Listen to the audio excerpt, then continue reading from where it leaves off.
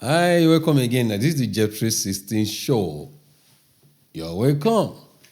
No, 2 episodes away or 3 episodes away, I've been talking about childhood trauma. But what I'm actually talking about is the interface of dysfunctionality in the family as it affects the dysfunctionality that we see in the workplace. We see it in the workplace. And one of the challenges that we have in this area is emotional dysfunction. Emotional dysfunction where you are not able to do or what you are expected to do because there is a dysfunctionality. You are not able to do what you need to do. You are not able to positively affect the environment where you are just because something is wrong with you. And so I mentioned people pleasing, I mentioned approval seeking, I mentioned avoidance of conflict, I mentioned hyper control, micromanagement. And today I'd like to talk in this episode talk about emotional reactivity or shutdown.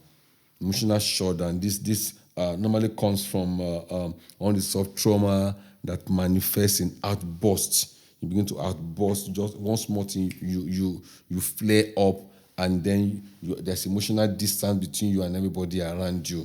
It's a reactive, it's an emotional, it's a wrong way of projecting your emotions.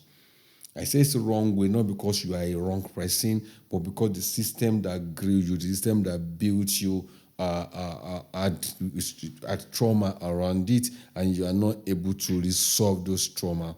If, for example, you came from family where every time it is shout, your dad shouts on you, your mom shouts on you, your parents shouts on each other, and so shout becomes the lingua franca in your family. By the time you get to a workplace, if you don't shout, you have not spoken. So you just want to burst out, you want to scream, you want to, because that's when you think you are heard.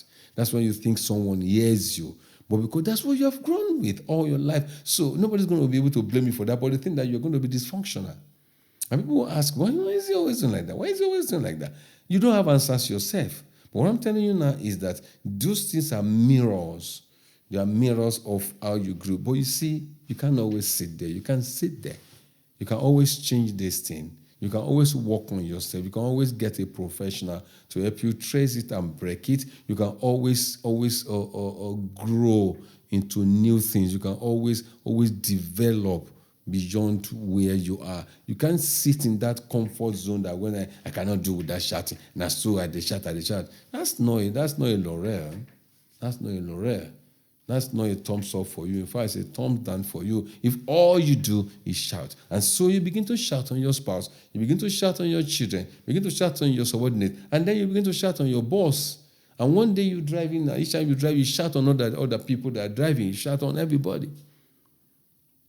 It's an emotional reactivity. It's an emotional dysfunctionality that indicates that there's something that's keeping you distant from people, and all you can do to close the gap is to shout. Is to just shout. Even the person you're talking with is next to you here. That emotional distance will still make you to shout, will make you to scream, will make you to try to force yourself on people. Now, let me go back to the third point that I made in the previous episode, hyper control and micromanagement. People who exhibit this also shout. They also shout. And because you are shouting, does not mean you are hurt. And shouting mothers, let me hear you. Let me see your hand. If you're a shouting mother, go to the comment and say, I'm a shouting mother, so that we know how to address you. All this while you've been shouting, have you gotten results or you got a respite? And you shout on them, John, come here. I'm shouting.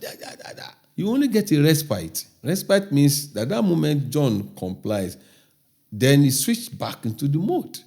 And you will shout again. So it's even easy for the children to trigger you when they want to make them, when they want to run rings around you. They begin to do something. Mommy will shout, don't worry. Mommy will shout now. And then you shout, and they laugh. Say, don't worry. Let's make her shout again. And they do that, and you shout again. You can do better than that. You can just do better than that. You can do better. You can grow above your dysfunctionality, and so that it does not ruin you, it does not ruin you, it does not damage relationship, it does not damage your career, it does not damage your marriage. This is Jeff Uluagbemga, and this is Jeff 316 Show. You are welcome.